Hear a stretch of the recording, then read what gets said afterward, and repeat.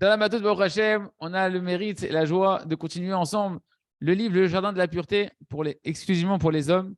Un cours qui est que pour les hommes, donc pour apprendre à préserver ses yeux et ses pensées, Baruch Hashem. Donc on va voir une introduction que le Rav il a mis ici dans cette étude qu'on est en train de faire, qui est obligatoire pour se préparer à étudier ce livre-là. Alors, le Rav me dit effectivement, ce qu'on est en train de voir ici, c'est un mode d'emploi qui est très profond pour apprendre à vivre dans la Gdusha et dans l'attachement à Kadosh Baruch Hu. Et tout ce qu'on va voir, ça va jaillir directement en réalité des géants de la Chassidoute, des écrits de la Chassidoute et de tous les tzadikim de tout horizon. Le Rav me dit bien que d'habitude, dans ces sfarim, dans ces enseignements, il n'amène pas beaucoup de sources.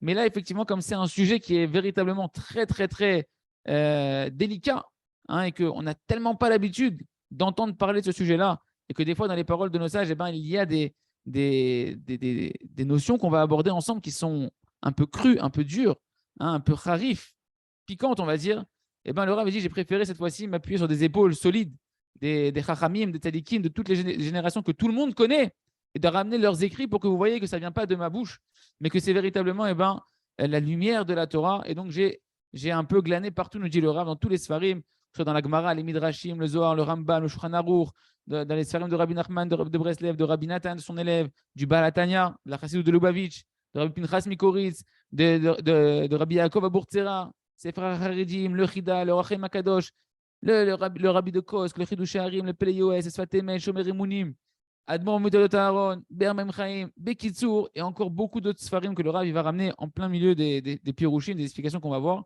Tout ça pour que tout le monde comprenne bien que c'est en réalité l'héritage du Ham Israël qu'on est en train d'apprendre et que ce n'est pas un chidouche et une nouveauté, mais vu qu'on n'a jamais l'habitude d'en parler, et quand on en parle, on dit mais c'est quoi ça, j'ai jamais entendu ce genre de choses, etc. Et sachez que c'est la base de notre Torah. Le Rav me dit, autre mise en garde, c'est que lorsqu'on s'éveille, les amis, à travailler la Gdusha, comme on est en train de le faire ici, que ça demande un travail personnel et un éveil qui est important, et que nous, on est des gens dans la génération qu'on est encore éloignés, on est assez matériel, etc. Et on s'est habitué à ne pas être dans la Gdusha, malheureusement. Et donc, pour nous, c'est difficile de travailler tout ça. Nous dire un grand principe, Rabbi Nathan de Breslev, que quand on travaille sur des sujets qui demandent un éveil personnel, il faut préparer beaucoup, beaucoup, beaucoup de prières pour pouvoir accepter de travailler ce sujet-là. Et il dit, Rabbi Nathan, il a dit une fois à ses élèves, après avoir fait une sikha, un cours de renforcement, pas de renforcement, plutôt d'éveil à évoluer, il leur a dit, il faut maintenant engraisser les paroles que je vous ai dit avec beaucoup de doutes, beaucoup de prières.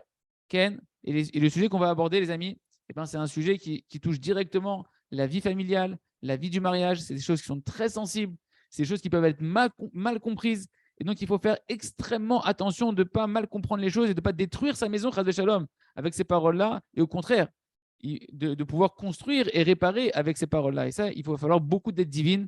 Et c'est pourquoi c'est interdit, le Rav, il nous dit, c'est interdit de commencer à rentrer dans le travail de la Gdusha sans préparer beaucoup de prières en même temps qu'on étudie.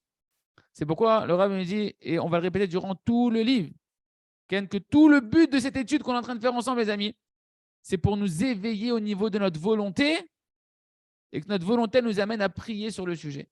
Voilà tout le but. Ce n'est pas de faire des efforts directement dans l'action sans prier. Non, chas de shalom. Parce que si tu fais des pas sans prier, tu n'auras pas d'aide divine, chas de shalom, et tu risques de faire ça dans la tristesse, dans la culpabilité et de mal gérer dans ta famille, etc. Chas de shalom. C'est pour ça que le Rav, il a mis en gros, pour ceux qui voient l'écran, il a mis des caractères très gras pour dire le but de chaque mot que tu vas entendre dans ces cours et dans ce livre.